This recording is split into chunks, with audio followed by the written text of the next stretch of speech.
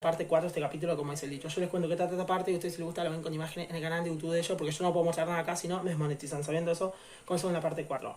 Paulina crea un polémico video de Jimena con inteligencia artificial. Bueno, Jimena está arrepentida de todo lo que le hizo a Paulina, así que le pide perdón por el reto y obvio Paulina la perdona, ¿bien? Pero es mentira, porque en realidad Paulina después se junta con Brenda y con Lucía, ¿bien? Y ya están planeando cómo hacerle otra venganza, tipo, entre ellas tres a Jimena.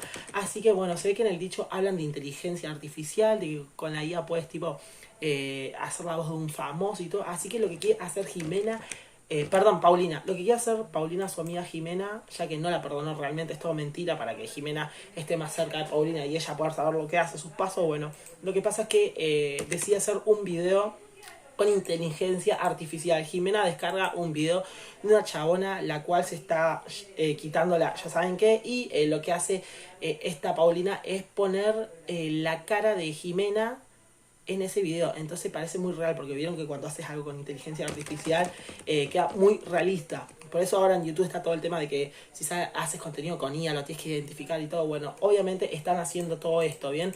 Al otro día,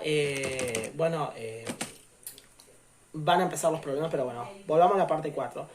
Hay un problema acá. Así como Jimena le pidió perdón a Paulina, Jimena se junta, tipo con el novio, el ex, perdón, porque ya no es el novio de Paulina, pero con el ex de Paulina para decirle perdón por el beso, que lo hizo simplemente porque se estaba vengando, pero ella no tiene intención de andar con él ni nada, y aparte es el novio de la amiga, pero bueno, acá el novio le dice que no, que en realidad no dejó a Paulina por ese motivo del reto. En parte sí, pero en realidad era también por otros temas, ¿no?